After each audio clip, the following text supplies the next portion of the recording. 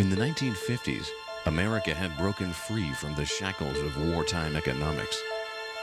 It was walking with the swagger of a nation that had the world by the tail. Scientists had harnessed nuclear energy. Jet-propelled airplanes were breaking speed records, and the race to space was on. But perhaps more than anything else, one thing melded imagination and consumerism, putting this era in perfect context. The concept car. Unlike satellites, rockets, and jet planes, these dream cars were accessible. People flocked to auto shows to see concept cars in their titanium-bodied glory. They were snapshots of how America perceived its future. They were simply out of sight, unforgettable. But what happened to them? Most were destroyed. Some just plain vanished. But amazingly, some are still here.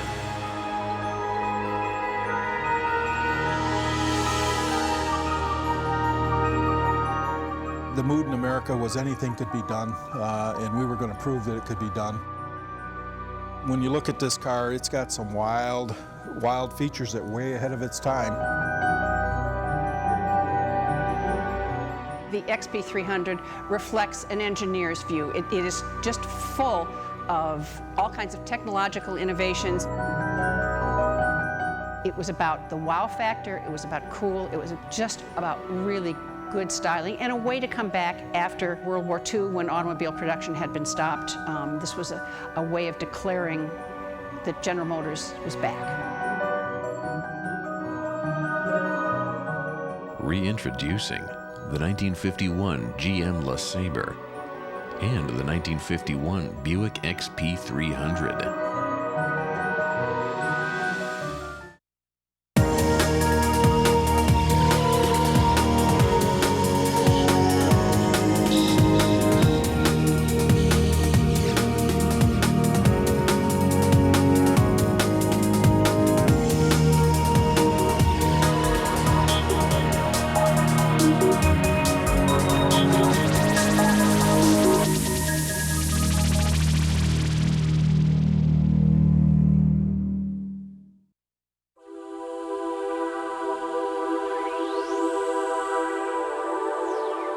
In 1951, 6 years after the completion of World War II's military conflict, U.S. President Harry Truman declares an official end to war with Germany. That same year, 20th Century Fox releases the film The Day the Earth Stood Still and fuels the flames of science fiction fascination. Americans are no longer thinking about the past. They're moving on, dreaming of the future and what it might hold. And the automotive industry starts turning dreams into reality, right on cue. This is the 1951 LeSabre by General Motors. The mood in America was anything could be done, and we were going to prove that it could be done. When you look at this car, it's got some wild features that are way ahead of its time.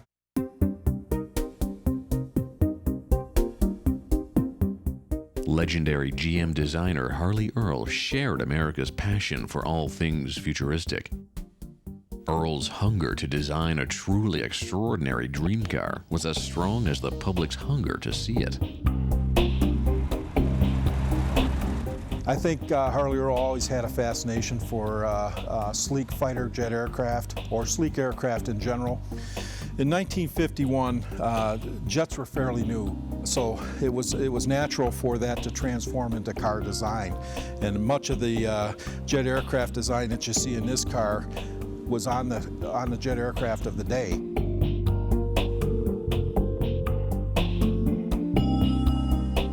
The style speaks for itself. It looks very much like the Sabre jet of the day, with its cut aluminum fins on the side, as well as the jet air intakes.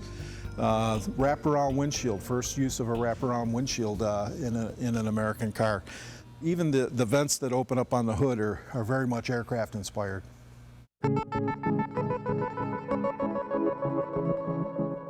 If ever there were a car from the future, the 1951 LeSabre was it. It was like nothing anyone had ever seen before, positively outrageous. This dream car would have drawn a crowd even if it was an empty shell. But this shell was anything but empty. The Sabre, like the rest of the vehicle, was an exercise in use of specialty metals. Like the deck lid, which was made out of magnesium, the engine is also very special with all aluminum construction. It was 215 cubic inches, 335 horsepower, with a supercharger.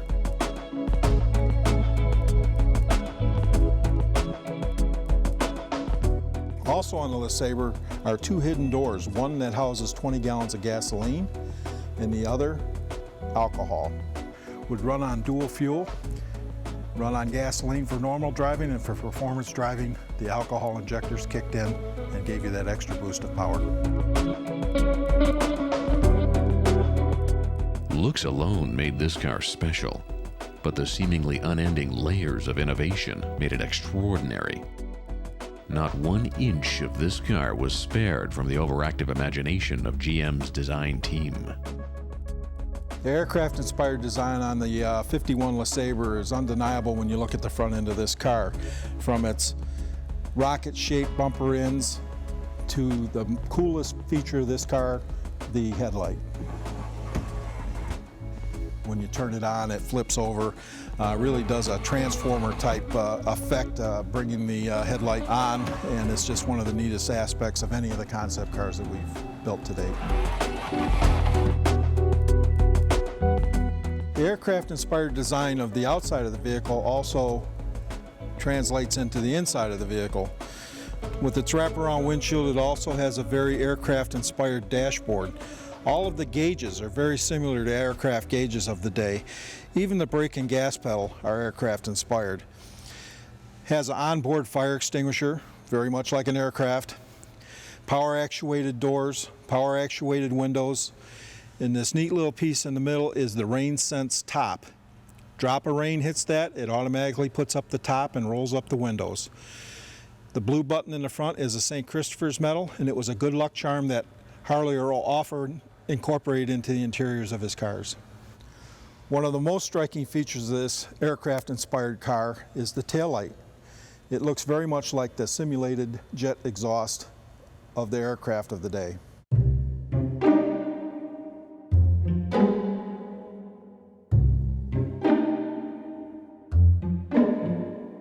Part of what gave the 1951 LeSabre its legendary status was the timing of its release. This dream car took enthusiasts on a trip at a time when they were more than ready to go on one. But would this ultra-modern spectacle ever take a trip to the assembly line? Like any of our concept cars, we take a certain amount of license that you cannot take in production. Some of that is ground clearance, some of it is safety, some of it is just pure practicality. So these cars press the envelope on all those things, design, safety, and performance. It just was not ready for production use at this time. I think this car was a halo car for General Motors just because it showed the wild and outlandish things that could possibly be done on the automobile. It really pushed the envelope on accessorizing the automobile and some of the engineering features that we enjoy today. This revolutionary concept car became a predictor of the automotive future many times over. But in an era where countless concept cars were left for dead, the GM LeSabre was just too significant for the scrapyard. I don't think this car was ever destined for scrap.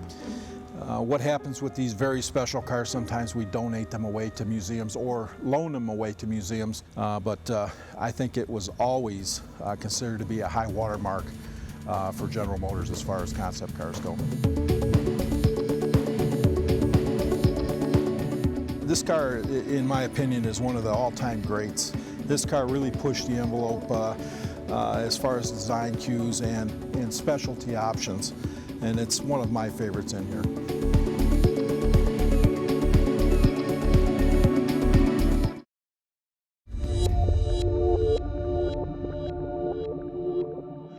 In 1951, with World War II and the Great Depression behind them, Americans witnessed the dawn of a new era in automotive design. But at General Motors, design wasn't the only thing on the horizon.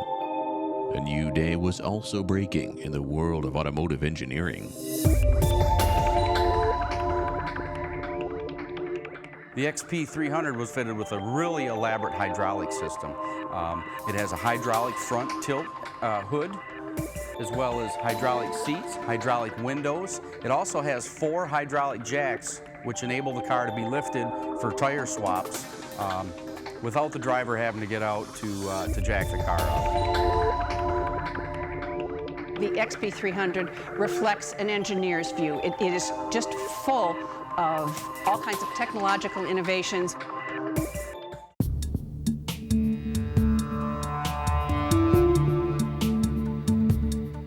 In 1951, a team of American physicists and engineers announced the invention of the junction transistor, an innovation that would go on to revolutionize the field of electronics. In Arco, Idaho, Experimental Breeder Reactor 1, or EBR-1, becomes the world's first experimental electricity-generating nuclear power plant. With World War II behind them, Americans are beginning to engineer an exciting future. And the automotive industry is no exception. This is the 1951 Buick XP-300.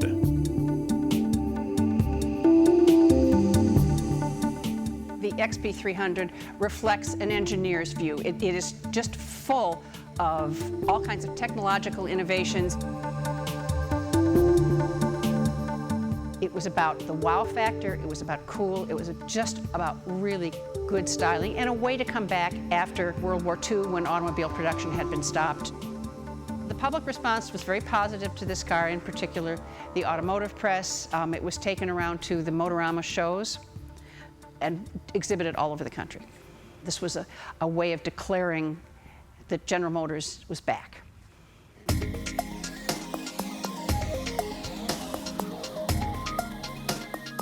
After weathering the Great Depression and World War II, this long, luxurious concept car was a sight for sore eyes. But beyond its creamy white curves, the Buick XP-300 hit a bounty of refreshingly excessive peacetime engineering.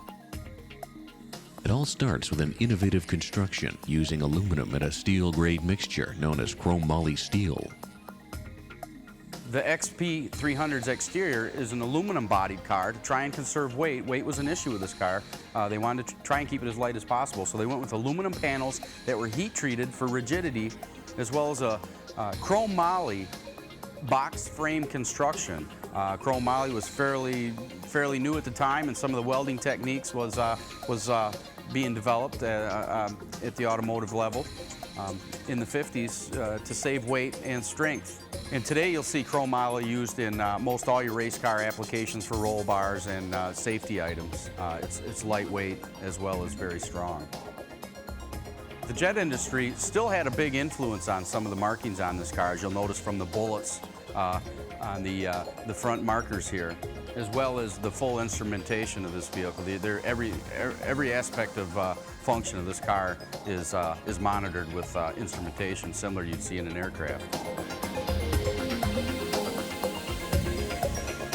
For the Buick XP-300, the aircraft theme didn't stop at its aeronautical design.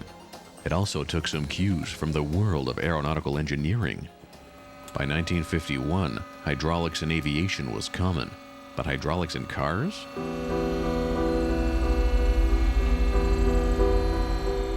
This is equipped with a hydraulic tilt front end for easy access under the hood, as well as hydraulic seats, hydraulic windows, and hydraulic door locks. They actually, to tighten the body of this up for structural integrity, there's pins in the doors that when the doors are shut, they'll actually pin themselves, similar to something you may see on a race car application.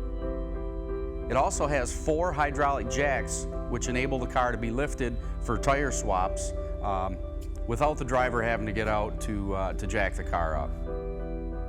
Another hydraulic feature of the XP-300 was the cooling vents in the hood. So as you're monitoring your gauges, if you noticed any increase in engine temperature, hydraulic switch, little actuator would open these up for additional cooling. General Motors was relentless in its pursuit of the ultimate gadget car. But bells and whistles alone do not a car make. Once we open the hydraulic hood on the XP-300, it reveals the beast under the hood. The 216 cubic inch V8 aluminum block, 3 1/4 bore and stroke. It's a square engine, supercharged with aircraft aviation carburetors, gasoline, alcohol. As you accelerate this vehicle, the progressive linkage will kick in the throttle for the alcohol carburetor. As you accelerate and downshift to pass, that's when the alcohol carburetor will kick in. Not only will the alcohol carburetor kick in to give you the extra performance and speed, the windshield wipers will actually go to a double rate. So the speed of the wiper will actually pick up when the car is kicked down at full accelerator. Roughly 335 horsepower at about 5,500 RPMs. You can also notice the influence from the aircraft industry, as it has aircraft-style flame arresters on these carburetors. Very cool under the hood. With the speed and performance of the XP-300, they wanted it to stop just as well as it did accelerate. So heavy-duty brakes, dual shoes, wide drums, radial fin drums to help with cooling to stop this car. They drove this vehicle at over 100 miles an hour many times at the Milford Proving Grounds, and they wanted to make sure it would stop.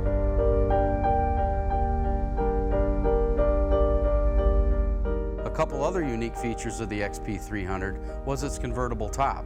Stowed away behind the driver and passenger seat, as well it was fitted with a one-piece hardtop.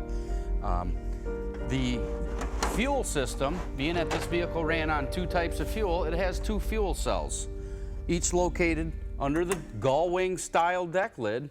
Gasoline on this side, methanol alcohol on the other side of the vehicle.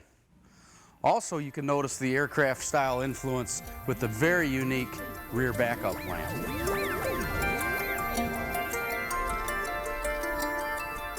This concept car's design was striking.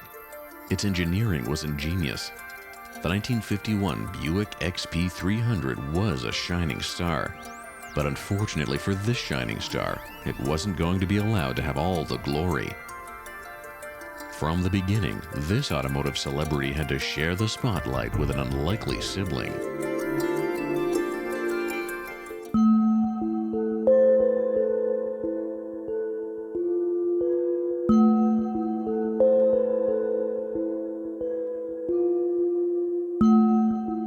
The 1951 Buick XP-300 was a big, beautiful marvel of automotive engineering, more than worthy of the term dream car. It was a supercharged post-war coming-out party for General Motors, but when this dream car was unleashed onto the car-buying public, it wasn't alone. The 1951 XP-300 was designed in conjunction with the LeSabre concept car. Charles Chain, who was chief engineer at Buick, was put in charge of the design project for this car. Harley Earl essentially ran the program for the Buick LeSabre. He was head of the styling section, so looks mattered more to him. So while you did have great innovation in LeSabre, that was in many ways much more a styling exercise, in my opinion, compared to the XP-300. Charles Chain was head engineer at Buick for many years, from I believe 21 to about 56. He was a collector of cars, and he is quoted as having said that he collected automobiles as a hobby, but his business was to make today's model of car obsolete tomorrow.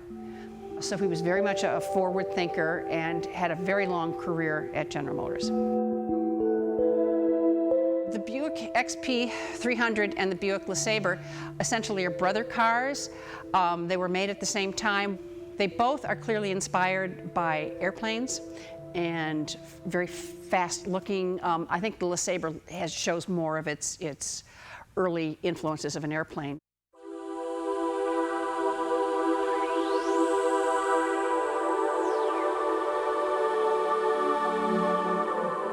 The Buick XP-300 had modern looks, but the LeSabre was in a league of its own.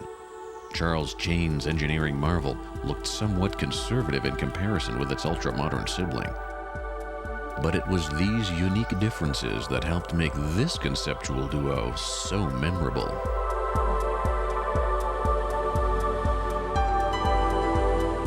I like the LeSabre. I just think the design of that is so cool. I just think it's beautiful. I like even the color of it. It's kind of a pale, slightly blue-green. It's just a beautiful car. I just respond to the lines of it. I like the XP-300 as well. I think that's a beautiful car. But I think of that more in terms of its technological innovation.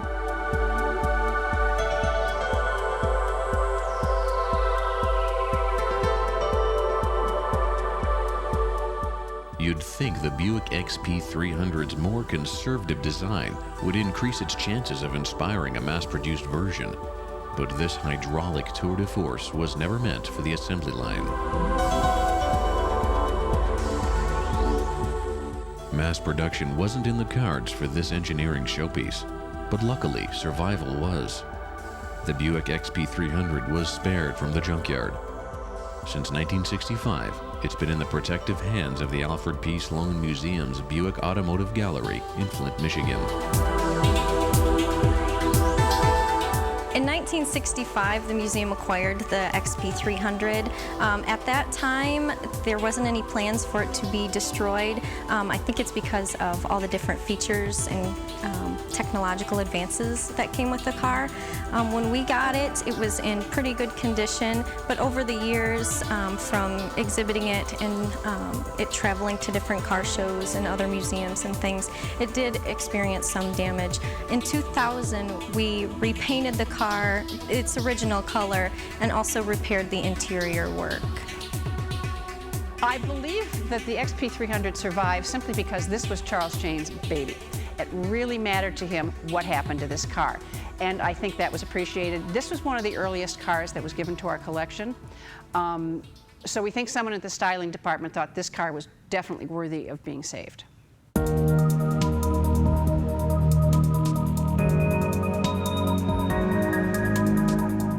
People really like this car. They're really attracted to the low, long lines of it. Its beautiful grille. The details on this car, I think, are rather fine. That's one of the things I like to look at cars, is the overall shape, the design, but then the small details make a difference, and this is just a beautiful car.